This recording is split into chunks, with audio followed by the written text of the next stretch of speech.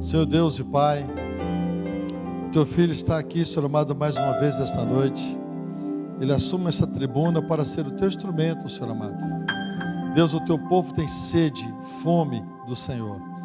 Deus, e Ele vai ser o instrumento que o Senhor vai usar para matar a sede, para matar a fome do Teu povo esta noite. Por isso, Espírito Santo, toma o Teu Filho agora, ó Deus, e tudo que o Senhor quer falar com cada vida aqui esta noite. Use, ó Pai, dentro da Tua direção. Nós já Te louvamos e Te agradecemos por tudo, Senhor amado, que o Senhor fará de bênção em nossas vidas, em nome de Jesus. Amém. Meus irmãos, a paz do Senhor. Por favor, abra a sua Bíblia no livro de Jó, capítulo 7. Nós vamos ler alguns versículos a partir do versículo 7. Livro de Jó, capítulo 7, alguns versículos a partir do versículo 7.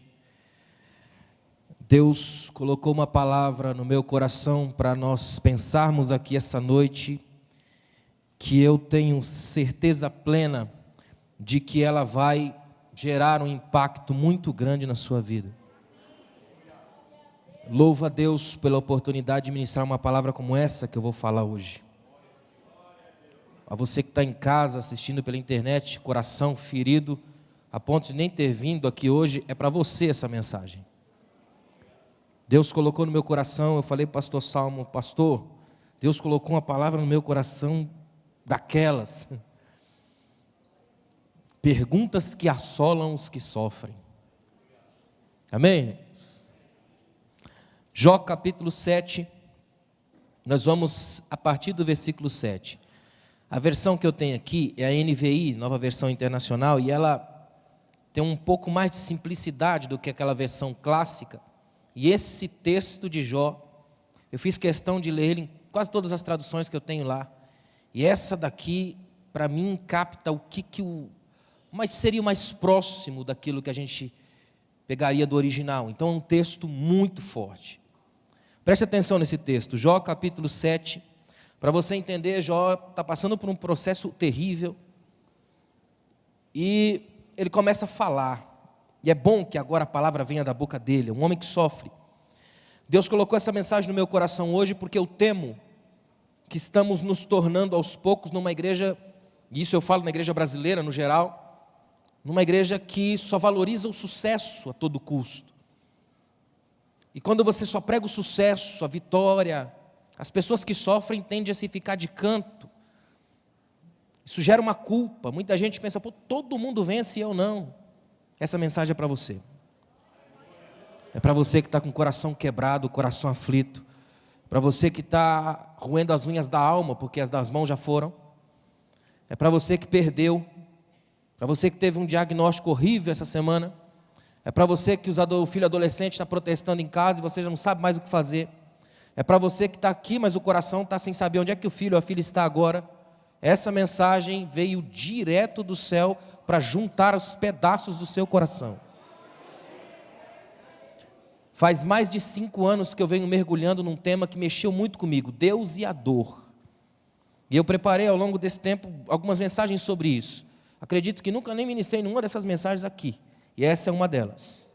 Jó capítulo 7. Versículo 7 a seguir diz assim, é Jó falando. Lembra-te, ó Deus, de que a minha vida não passa de um sopro. Meus olhos jamais tornarão a ver a felicidade. Os que agora me veem nunca mais me verão.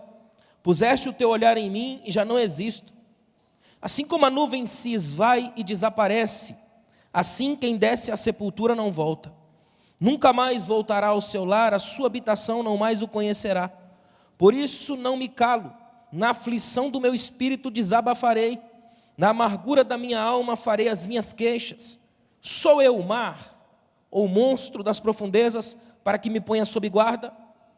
Quando penso que a minha cama me consolará e que o meu leito aliviará minha queixa, mesmo aí me assustas com sonhos e me aterroriza com visões. É melhor ser estrangulado e morrer do que sofrer assim. Sinto desprezo pela minha vida, não vou viver para sempre. Deixa-me, pois os meus dias não têm sentido. Que é o homem para que lhes dê importância e atenção, para que o examines a cada manhã e o proves a cada instante. Nunca desviarás de mim o teu olhar, nunca me deixarás a sós, nem por um instante. Se pequei, que mal te causei, ó tu que vigias os homens? Por que me tornastes teu alvo? Acaso tornei-me um fardo para ti? Por que não perdoas as minhas ofensas e não apagas os meus pecados? Pois logo me deitarei no pó, tu me procurarás, mas eu já não existirei. Eu amo a Bíblia por causa dessa franqueza. A Bíblia tem coragem de colocar frases que a gente, no nosso profissionalismo cristão, tende a esquecê-las. Eu gosto desse texto porque Jó faz uma espécie de oração que muitos de nós já não faz. A maioria das nossas orações é: Senhor, olha para mim. A de Jó é: desvia o olhar de mim. Jó está dizendo para Deus: Deus, não tem outra coisa para o Senhor olhar não. Olhou para mim, e a partir do momento que o Senhor olhou para mim, minha vida ficou ruim. Esse é um tipo de relacionamento que se tem com Deus que muita gente não gosta. É quando aperta, é quando machuca. Mas para você aquietar o seu coração, todas as vezes que Deus aperta a gente, é para extrair um azeite de pura qualidade. Porque Deus tem uma percepção do tempo que a gente não tem. Eu quero falar essa noite sobre as perguntas que assolam os que sofrem. Aliás, é praticamente impossível sofrer e não fazer uma série devastadora de perguntas. É o que eu chamo de a arte do desabafo.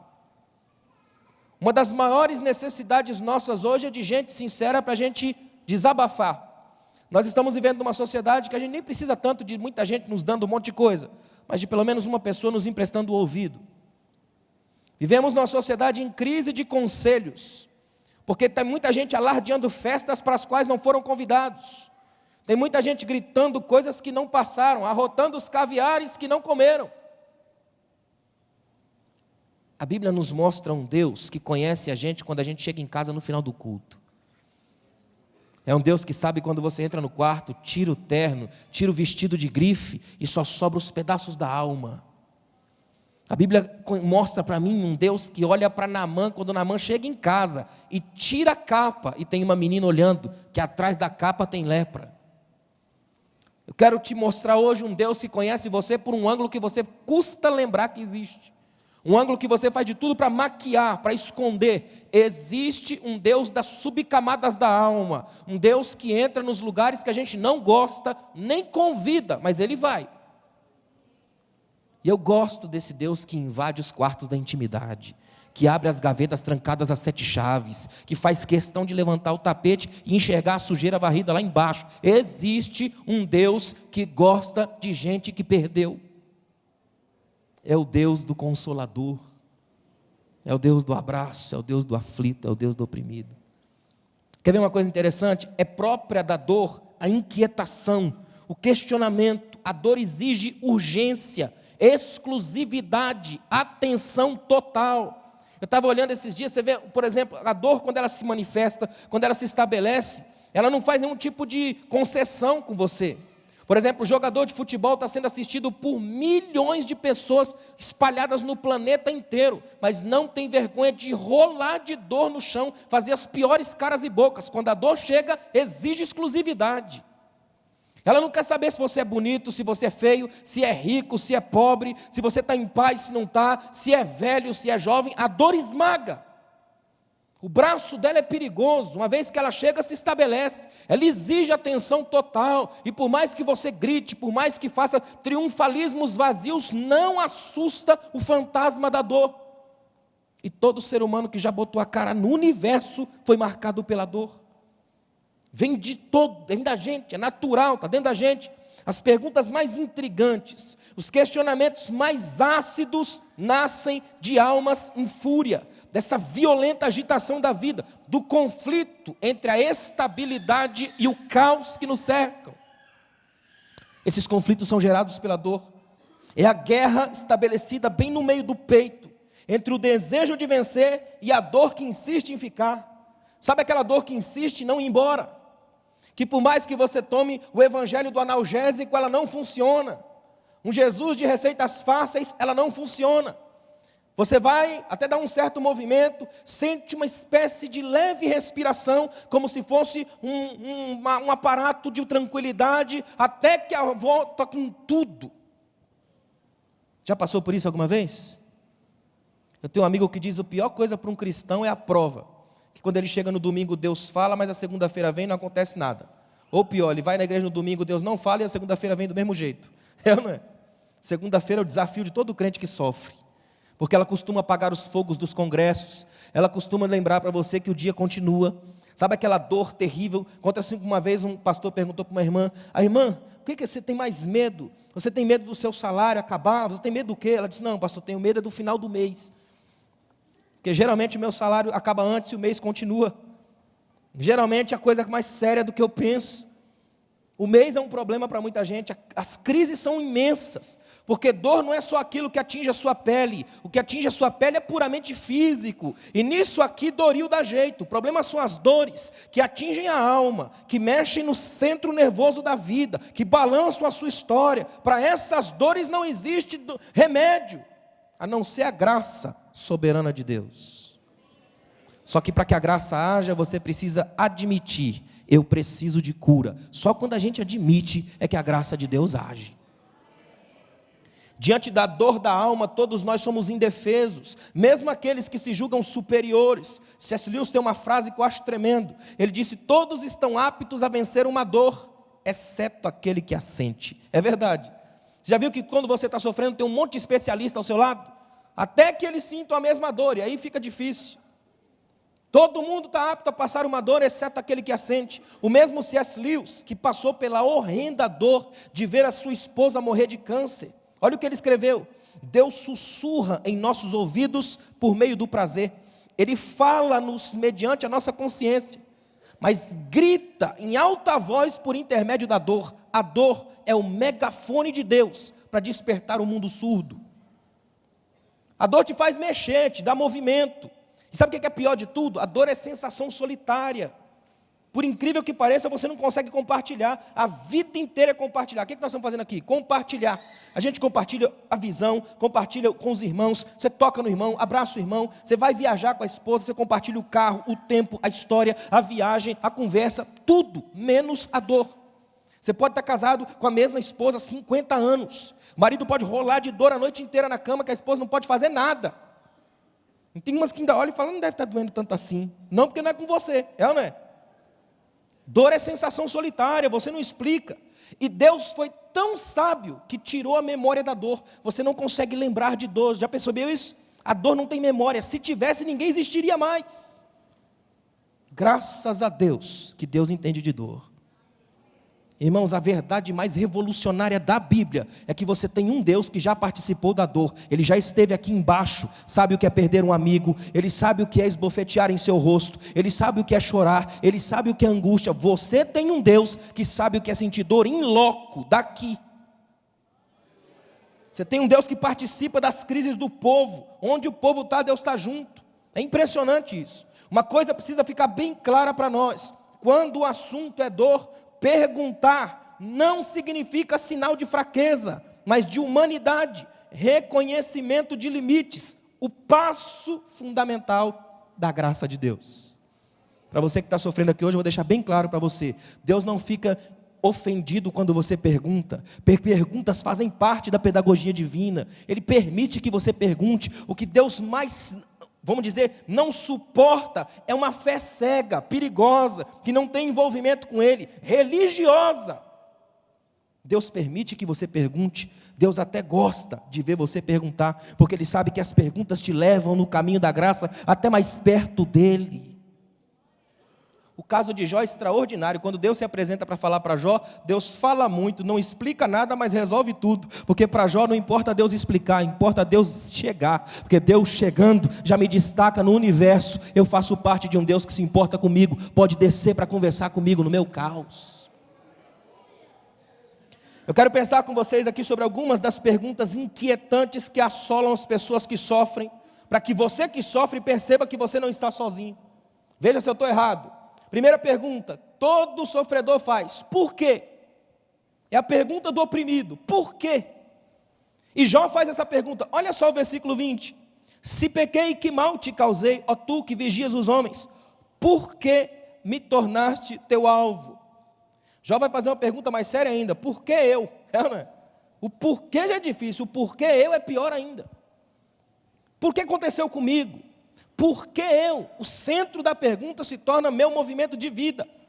Todo oprimido tem essa pergunta, por quê? É a pergunta básica de toda pessoa que é oprimida pela dor. Aliás, eu estava pesquisando, a palavra opressão tem raízes lá na Idade Média, com um sistema de tortura. Eles deitavam a pessoa sobre 2 tábuas e colocavam pedras pesadíssimas em cima para comprimir o corpo da pessoa. Daí vem a palavra opressão. É sentir que os pesos da vida estão comprimidos no seu coração. Você não respira direito. O peso quebra as costelas, faz você ter aquela sensação horrível de falta de ar misturada com uma taquicardia.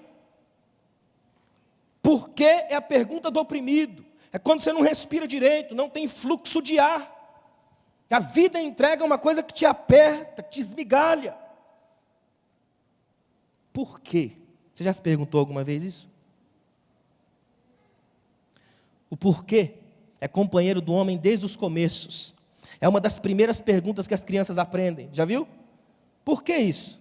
Por que aquilo? Teve uma garotinha que, quando ela viu sua mãe chorando, perguntou: mãe, por que a gente chora?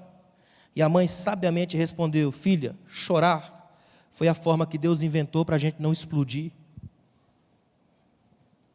Deus permite que às vezes todos os seus porquês saiam vazando pelo canto do olho, porque Ele sabe que se você guardar isso aqui, isso explode a alma por dentro. Então Ele deixa vazar. Mais do que isso, Ele te chama para o abraço e diz: vem cá, chora perto de mim. Perto de mim você pode chorar, porque comigo cada lágrima sua se transforma no fundamental de uma promessa: o meu Deus enxugará dos nossos olhos toda lágrima, não haverá mais pranto, mais morte, nem dor, porque o meu Deus enxugará dos meus olhos toda lágrima. Essa promessa está lá em Apocalipse, só que ela só se legitima para quem chora.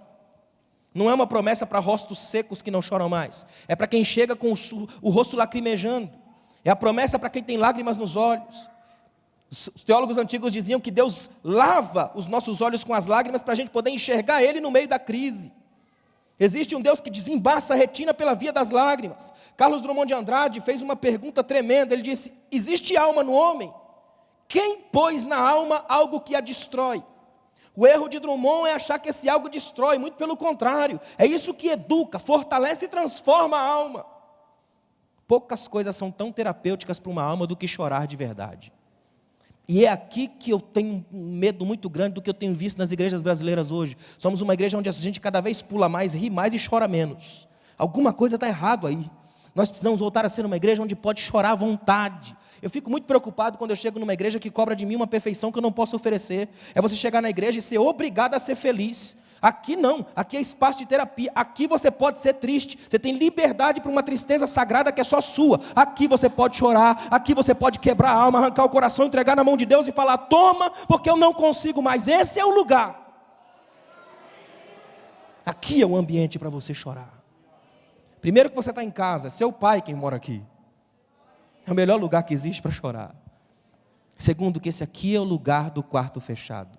É um ambiente onde a sua alma pode chegar para Deus e falar: Deus, eu não suporto mais.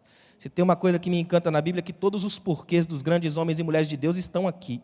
É praticamente impossível você ler o Salmo sem achar um porquê. Aliás, tem uns porquês que são furiosos. Davi fala: por que o Senhor não se levanta e age?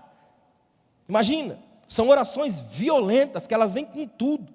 A Bíblia é tão honesta que faz questão de lotar as páginas delas com os porquês. Uma das piores inquietações que essa pergunta gera é a seguinte: por que Deus não explica? Nós vivemos atolados no mistério da dúvida. Você já parou para pensar nisso? Por que Deus não explica? Aliás, olha que tremendo. Deus não explica não é porque Ele gosta de te ver atormentado por dúvidas. Não é porque Ele te escraviza no mistério. Deus não explica porque eu e você não temos capacidade para absorver conhecimento. Nós não conseguiríamos entender, ainda que Ele explicasse milhões de vezes.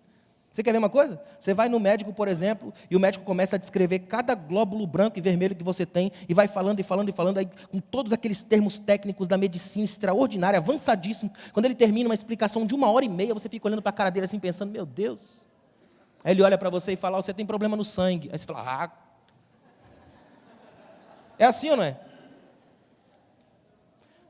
Você já teve o desprazer de ouvir um grande teólogo falar só de teologia? É horrível. E olha que é a minha área, eu vivo disso. Eu sou teólogo de profissão. Irmãos, é horrível. Se um teólogo vier aqui hoje e começar só a falar de teologia, você não entende absolutamente nada. Supralapsarianismo, infralapsarianismo, já ouviu falar? São termos teológicos. Monergismo, sabe o que é isso? Não faz ideia. São termos da teologia. Estão dentro da sua Bíblia. É que os caras inventam os nomes extraordinários. Agora, se homens falam e você não entende, imagina se Deus sentar para te explicar. Você consegue? Em outras palavras, Deus está dizendo para mim e para você o seguinte: se você não consegue entender o seu mundo, deixa eu cuidar do seu. Eu cuido do seu mundo por você. Você tem um Deus que cuida de você aqui essa noite. Nos porquês da sua vida, você vai encontrar o Deus que sabe cuidar. Nós temos um Deus que cuida de nós. Essa é a verdade revolucionária da fé, um Deus que cuida da gente. Joseph Bailey escreveu uma frase que eu acho extraordinária: na escuridão, a última coisa que você deve fazer é esquecer o que aprendeu na luz. Quando estiver na escuridão, lembra do que aprendeu na luz. Você tem um Deus que o tempo todo te cerca de amor por todos os lados. Você vai encontrar um porquê na boca de Jesus: Deus meu, por que me desamparaste? Se até Jesus perguntou por quê, você está livre para perguntar aqui hoje. E tenha certeza de uma coisa: mesmo que ele não responda, pode ficar tranquilo que ele vai para casa com você. Ele garante a presença. Ele nunca garantiu respostas, mas garantiu andar comigo. Um saco de interrogações numa mão e a outra segurando nas mãos de Deus. É assim que a gente anda na vida, cada vez mais caminhando, acreditando no Deus que não vai tirar os mistérios, mas vai mergulhar comigo dentro de cada processo desse. Deu para entender? Segunda pergunta que eu coloquei aqui hoje, e essa é terrível: onde está Deus? Você já perguntou isso? Gente que sofre tende a perguntar isso aqui, ó, é a pergunta do desesperado. Olha o que diz Jó capítulo 6, versículo 13. Olha o que Jó diz: haverá poder que me ajude, agora que os meus recursos se foram? Eu gosto de Jó dizendo assim: ó, acabou meu dinheiro, acabou tudo e Deus também sumiu. Como é que faz? Onde está Deus? Pensa numa pergunta difícil. A dor desmonta o orgulho, ela arrasa nossos castelos, ela envergonha nosso status. De que adianta ter fama, sucesso e dinheiro quando você está em coma? A dor veste a roupa do absurdo. O que adianta ter sucesso, dinheiro, quando o médico olha para você e fala: a metástase se alastrou e não tem mais retorno? O que adianta ter fama, sucesso e dinheiro, quando o médico olha para você e diz: olha, seu filho no ventre não tem cérebro, não se formou. O seu dinheiro faz um cérebro nascer lá? O que adianta ter dinheiro se você não pode comprar 1/1000 da sua vida? A Bíblia diz que você não consegue aumentar 1 centímetro na sua estatura. Você não consegue. Para o lado a gente consegue, mas para cima não dá não. Você tem um Deus que sabe as suas medidas. Ele é um Deus de carinho excelente, cuidado total, conhece as medidas que colocou em mim. Mais do que isso, é o Deus que guarda meus limites. A dor tem essa capacidade. Você quer ver uma coisa? Eu fiz uma listinha aqui de algumas dores que marcam a gente profundamente. A dor da vergonha, por exemplo. Você já passou por uma vergonha, daquela que você sente o rosto queimar, as palmas das mãos suarem, as pernas começam a ficar trêmulas, a sensação que você tem é que 7 bilhões de pessoas no planeta pararam a vida para olhar para você? Já passou por isso? Alguma vez na sua vida, sua roupa rasgou no meio da rua? Você já passou por uma vergonha cruel? Você lembra de um tempo atrás, onde em algumas igrejas nós tínhamos uma espécie de mania de expor as pessoas à vergonha, de contar os detalhes dos pecados em público? Lembra disso? Você já passou por uma vergonha dessas, de você ser enxovalhado em público, do chefe arrebentar com você, destruir sua psique? Tem outra dor, ó, a dor da impotência diante do diagnóstico do médico. É cruel, você esperança, o único fio de esperança, e o médico vem e desmonta tudo. Interessante que tem gente que não pode dar notícia ruim, porque antes de dar notícia mata uns 4. Minha cunhada faz isso. A irmã da minha esposa. É terrível. Você já viu gente que faz isso assim? Vai dar uma notícia e acaba com tudo? Já viu gente que chega para você e fala: ó, toma esse remédio, calma. Aí que você fica horrível, aceleradíssimo. Meu Deus, quem morreu? É ou não é? Essa dor da impotência é cruel, de você saber que não pode. De você imaginar, por exemplo, que você queria muito continuar vivendo, mas não pode ser, porque a vida exige finalidade, uma hora você morre. Milor Fernandes escreveu que a vida são tijolos passando, um dia um te acerta. Teve um pastor que falou assim, quando eu morrer, coloca no meu túmulo lá, aqui vai um homem contrariado. Eu não queria ir, não, mas vou ter que ir, né? É a dor da impotência, você não pode alongar mais, você não consegue mais. Você quer ver uma coisa que é terrível? É que a gente não para pensar nisso, mas ninguém dentro desta igreja hoje, ninguém aqui pode garantir que domingo que vem vai estar aqui. Sejam bem-vindos à impotência. Você não tem como controlar, não tem o domínio, não está nas suas mãos, não depende de você. Agora, uma certeza você pode ter: salvação.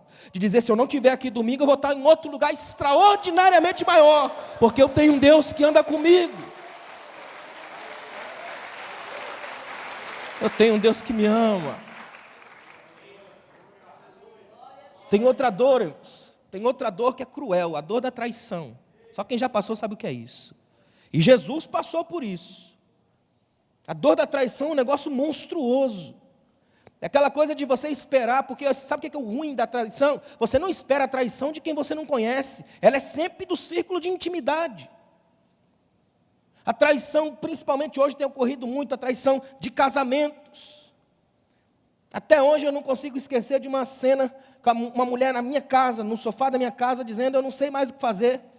De poder chegar em casa e esperar que o meu marido estivesse lá, mas saber que ele foi embora com outro homem.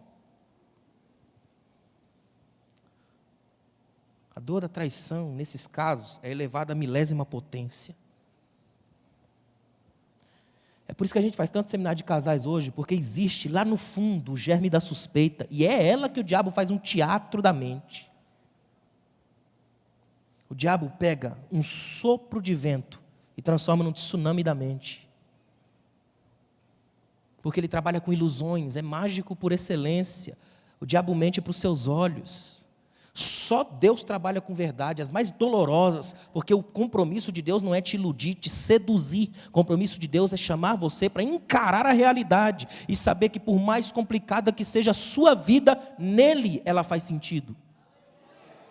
É muito importante isso.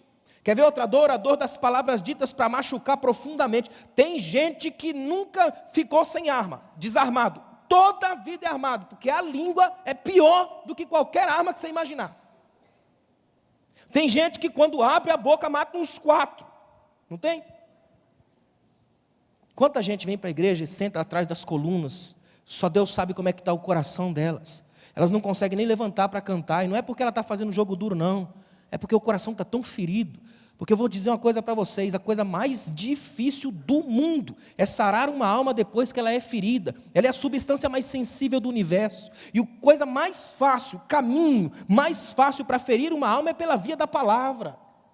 Tiago vai dizer que a língua é capaz de incendiar uma floresta. Língua é um negócio perigosíssimo. Os árabes dizem que quando você falar, que as suas palavras sejam melhores que o seu silêncio. É um perigo. Quantos maridos acabam com as esposas na língua? Quantas esposas acabam com os maridos? Quantos pais destroem o coração dos seus filhos? Por causa de palavras que destroem, que ferem, que arrasam. Quer ver outra dor? A dor da mentira escondida durante tantos anos. E que quando vem à tona, vem com tudo. Você já viu aqueles casos que aparecem de repente no Fantástico da Vida? Um velhinho que você não dá nada, todo certo, arrumadinho, que dá vontade de pegar no colo, né? Aí você vê que o cara era um pedófilo, era um corrupto. Você fala, meu Deus, é porque ninguém consegue guardar lixo tantos anos. E uma hora isso explode. É por isso que nós somos chamados a viver a verdade. Porque você vai ficando tanto tempo escondido, que quando percebe, aquela coisa que é o sintético toma o original. Fernando Pessoa escreveu, durante tantos anos usei uma máscara, que quando fui arrancar estava pegada a cara. Quando tirei, tomei um susto, vi que havia envelhecido. E nem percebi. Quantas pessoas vivem na máscara do ilusório, anos e anos arrastando uma mentira do ser, uma mentira que não conta para ninguém, que tem toda uma vida paralela, agenda secreta, família secreta, emprego secreto, contas secretas, espiritualidade secreta. São dores que hoje o bisturi do Espírito consegue achar. A palavra acha. Você pode guardar sob camadas e camadas de falsidade, mas a palavra acha. Os árabes têm um provérbio que eu acho tremendo. Eles dizem: imagine a pulga mais preta em cima da mesa de mármore mais preto, na noite mais escura do deserto, e Deus vê. Porque se ele chegar é luz, tudo fica claro, nada fica escuro, nada fica oculto. Se Deus chega, vê. Cada uma dessas dores vai nos jogar de costas no chão da vida. Para quê? Para que a gente possa, de lá, do chão da vida, olhar para cima e perguntar: onde é que está Deus? Sabe aquela sensação de ausência, a monstruosa sensação da ausência, de você orar tanto e não ter nenhuma resposta? Já passou por isso? Você ora e nada. Você insiste e nada dá certo. Todo sofrimento pede uma causa. Perguntar por Deus é buscar sentido na dor. O problema é que alguns procuram por Deus não para aprenderem da dor, mas para jogar a culpa. É muito fácil e cômodo para o humano jogar a culpa em Deus. O cara vai, ele, a esposa e 5 filhos numa moto, sem capacete nenhum dos 7. Aí ele bate a moto, morre todo mundo, só ele fica de pé e fala: Deus, por quê?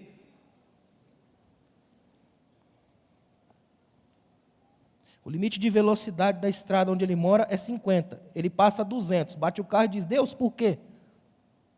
Tem muita gente jogando culpa em Deus de coisa que ele não fez. Já tem coisas que são tão complicadas, a gente não tem domínio, a coisa acontece, você não nota. E aí pergunta: Deus, por quê? Onde é que o Senhor está? E eu tenho para mim que a resposta de Deus é: sabe qual é? Eu estou na dor. Você acha Deus na dor. Ele não fica imune da dor, ele é um Deus que participa da história. Lutero diz que na cruz você enxerga Deus lutando com Deus. Até Deus passou pelos ais, até Deus teve dores, ele sentiu isso. Ele sabe o que é uma mãe que perde um filho, um pai que perde um filho, a esposa que perde o esposo. Ele viveu essas dores em Cristo. A gente esquece que Deus em Cristo esteve aqui.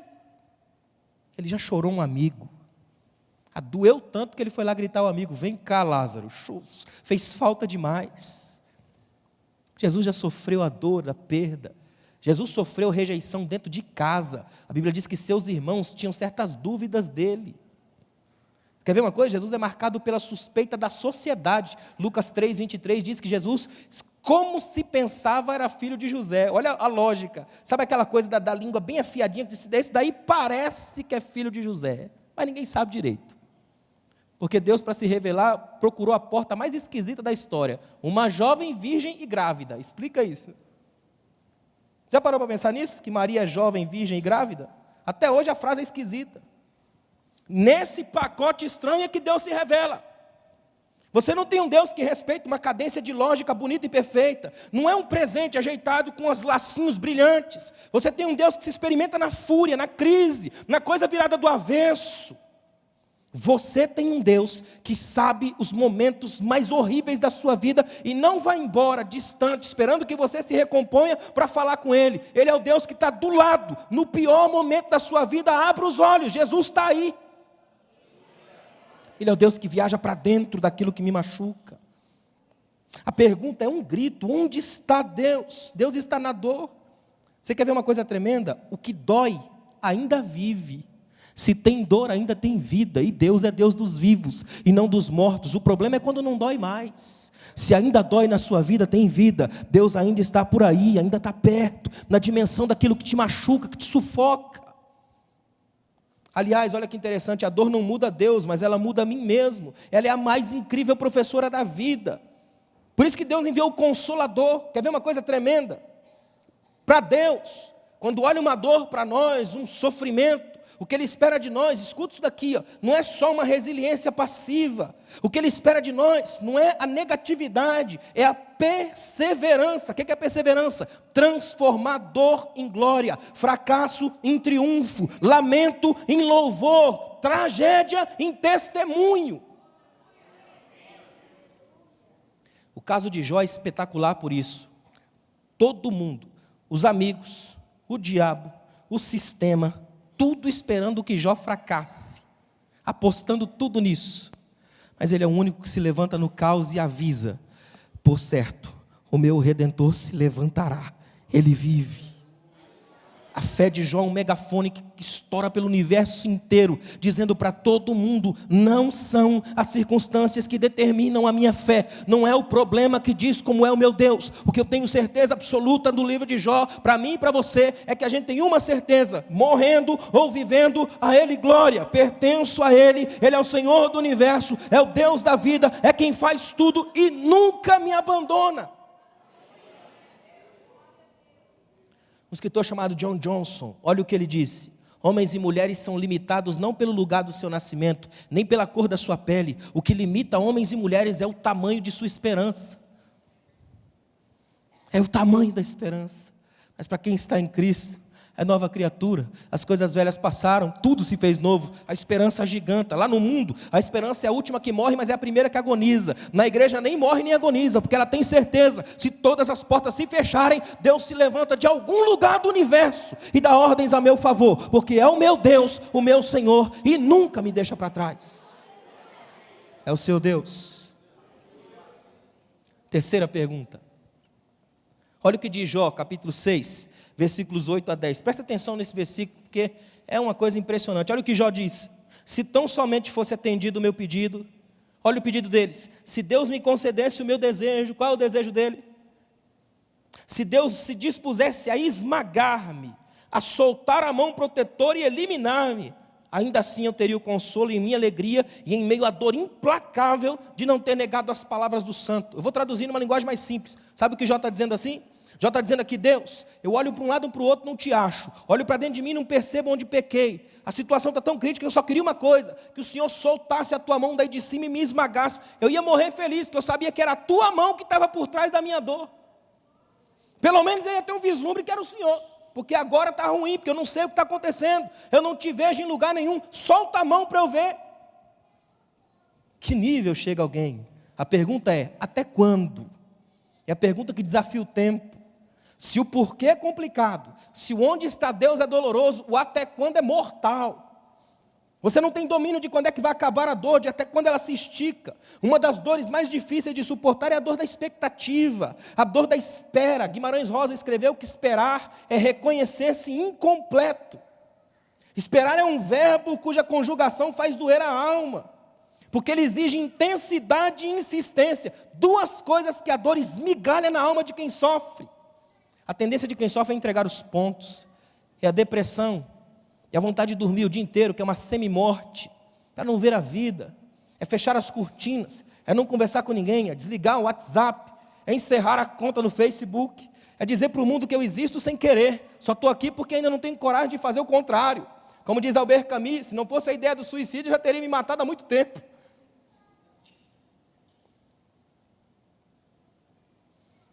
Eu gosto muito desse clima aqui na igreja.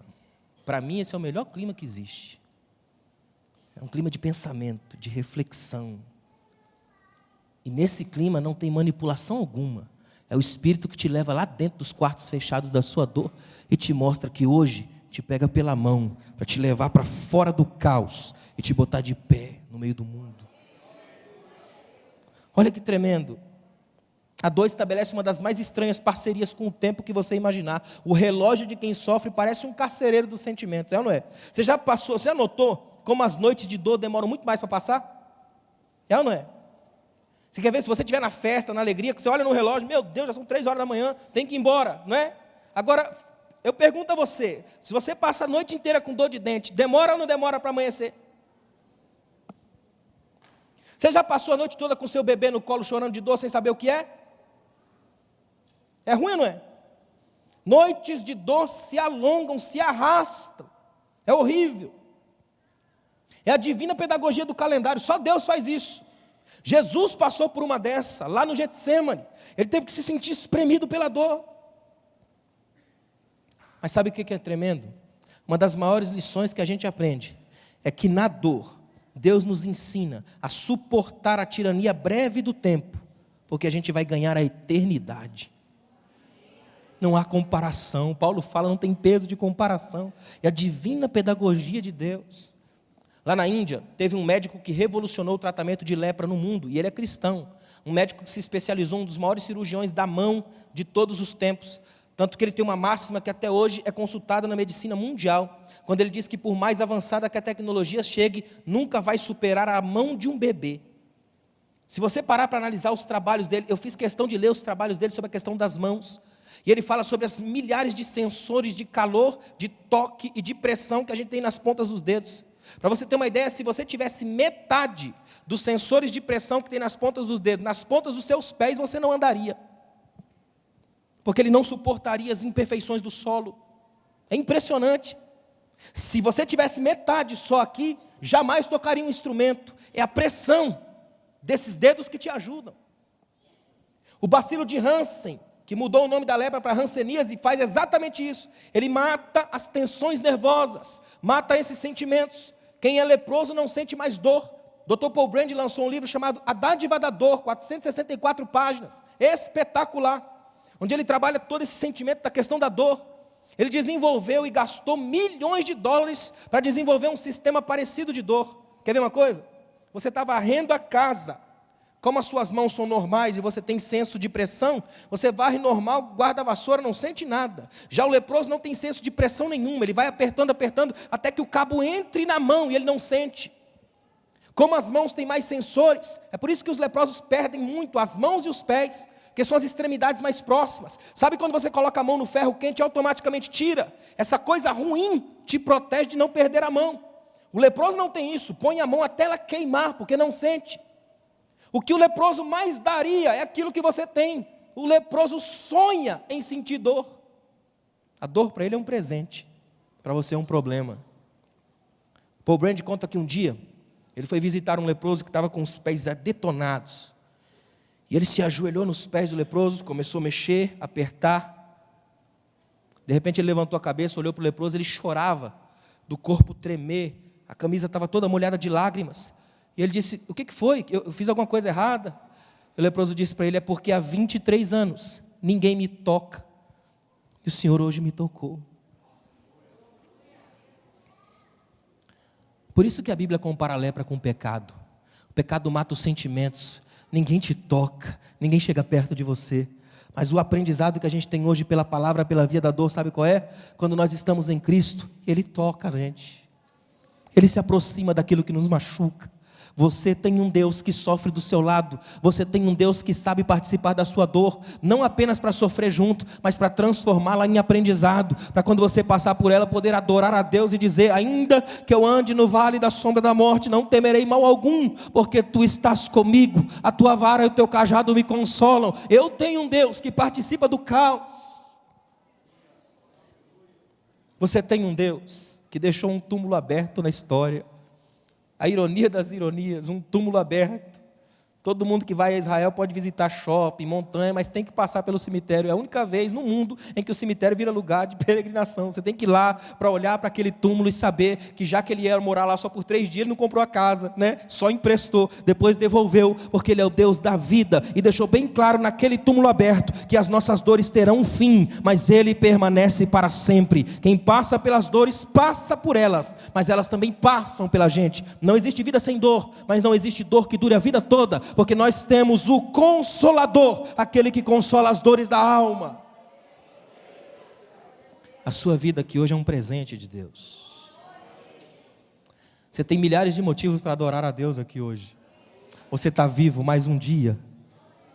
Você está respirando normalmente, o ar cumprindo a função, o sangue está circulando nas suas veias, bombeado pelo coração, oxigenando o cérebro, lubrificando a córnea. Você está normalmente aqui, papilas degustativas, você tem equilíbrio para ficar de pé, sabe olhar para um lado e para o outro, tem rápidas percepções, você está vivo. E o Espírito Santo está dizendo a você aqui hoje que as dores tentaram, mas ainda não venceram, porque quem está em Cristo passa por elas, mas permanece vivo para adorá-lo para sempre. E ainda que morra, glorifica a Deus com a nota de louvor. Preciosa é aos olhos do Senhor a morte dos seus santos. Quando a gente entende isso, fica tão mais pleno. Sabe qual é a grande pergunta que a gente tem que fazer hoje? Não é por quê, não é onde está Deus, não é porque eu. A grande pergunta não é até quando. A grande pergunta é, Senhor, Pai de amor, o que o Senhor quer me ensinar com isso? Qual é o teu propósito para que eu sofra assim? E aí você vai aprender que às vezes Deus levanta no meio do caos um homem e uma mulher para somar como testemunho da sua ação na história. É privilégio sofrer pela causa de Cristo. É privilégio deixar uma marca na história e dizer: eu tenho sofrido, mas o Espírito Santo sara as minhas memórias. Sabe o que Deus faz em nós? Cura feridas do coração. Isso que é extraordinário no Espírito Santo. Por que Ele enviou o Consolador, mas não tirou a dor do mundo? Porque Ele sabe que a dor é necessária para o aprendizado. Mas o Consolador trabalha na cura das lembranças, das memórias. Aí você tem testemunho para contar, você tem perdão, você tem graça. Você olha para a cicatriz, ela está lá, lembra, mas não machuca. Porque você sabe: eu tive terapia, eu tive cura, o Espírito se moveu em mim, passei por isso e estou de pé para adorar ao Deus que ainda anda com um miserável como eu. Você pode agradecer a Deus aí por um momento? Agradeça a Deus pela sua vida, agradeça a Deus pela sua história. Se você tiver coragem, agradeça a Deus pelas suas dores, porque em cada uma dessas dores você vai sentir a proximidade de um Deus que é supremo professor da vida. Ele não é teólogo, Ele é pedagogo, Ele ensina nos movimentos. Um Deus que se experimenta nas perdas. Ele não é um Deus que cobra de mim uma perfeição que eu nunca vou ter. O que tem de gente hoje em depressão porque cobra de si uma coisa que Deus nunca cobrou. Deus sabe que você é fraco, que você é frágil, que você tem limite, que você cansa. Deus sabe muito bem quem está na igreja com uma obsessão religiosa e quem está aqui porque não suporta o fardo pesado. Você tem um Deus que sabe o que é isso. Você tem um Deus que sabe o que é enxugar lágrimas. Você tem um Deus que sabe o que é ouvir uma mãe desesperada clamar. Ele ouviu isso o tempo todo enquanto andou por aqui. A minha maior alegria é saber que nós temos um Deus que não apenas se manifesta só Ele por nós, mas se manifesta também na comunhão da igreja. Você quer ver uma coisa tremenda? Algumas das mais terríveis dores da vida vão ser saradas na comunhão dos irmãos. As ovelhas, elas têm diversos tipos de doença que atingem os olhos e os ouvidos. E o tratamento dessas doenças é feito à base de sal. E Jesus, olhando para os discípulos, diz: vocês são o sal da terra e a luz do mundo. Ou seja, ovelha doente é tratada na comunhão da igreja. Na comunhão da igreja a gente se trata, a gente se abraça, a gente é curado para a glória de Deus. No abraço de um irmão aqui hoje, você pode ser curado. No companheirismo, na comunidade, na unidade da fé, no louvor em união, o Espírito te sara. Ele tem um Deus de comunhão, um Deus do abraço, um Deus da cura. Fica de pé, por favor.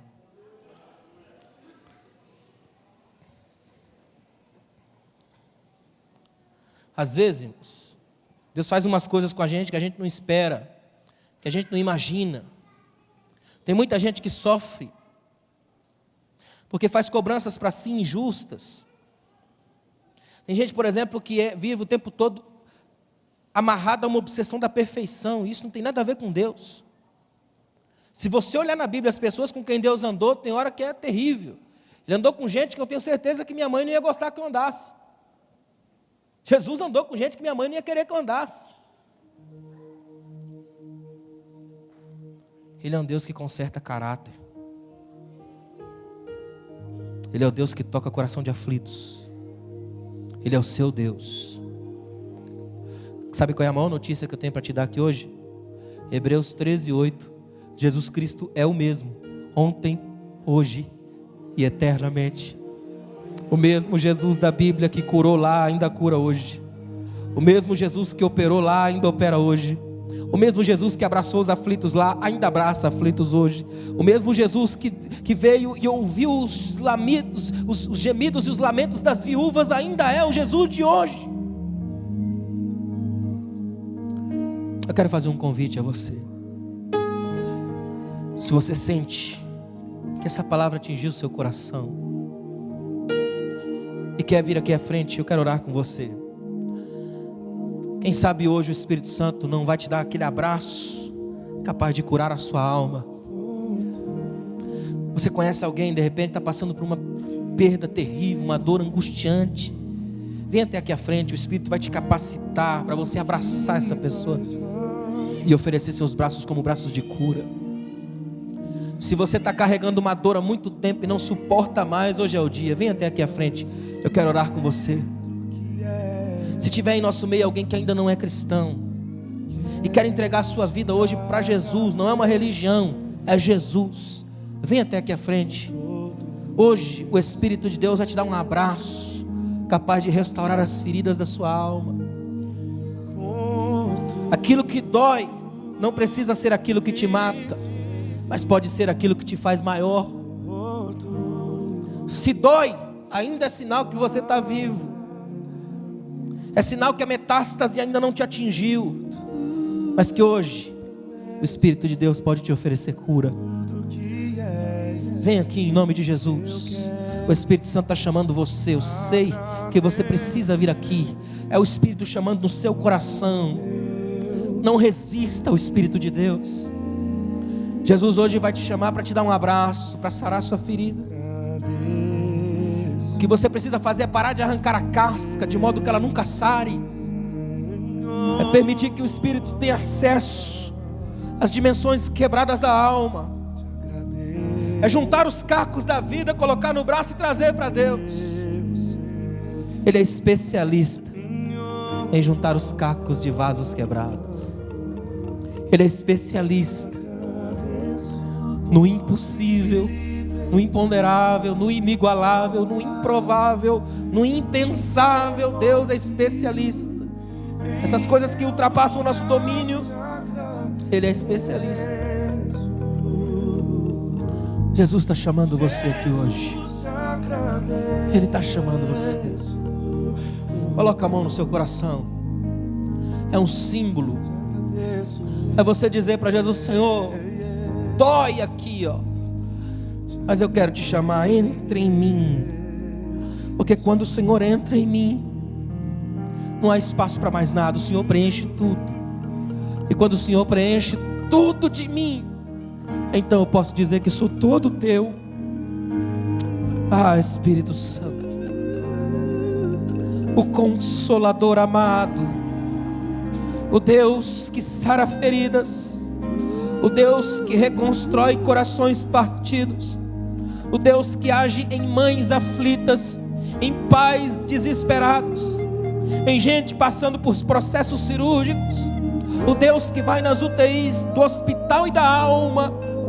É a Ti que clamamos, Deus. Vem, Espírito Santo, abraça-nos aqui essa noite. Existe cura, existe milagre, existe salvação, existe libertação, existe quebrantamento, existe transformação, existe escape. Espírito Santo, um novo tempo está estabelecido aqui, Senhor. Eu só quero que a Tua graça, a Tua multiforme, extraordinária graça, nos lave aqui essa noite. Lava as nossas feridas, Pai, no sangue precioso da cruz. Resgata-nos.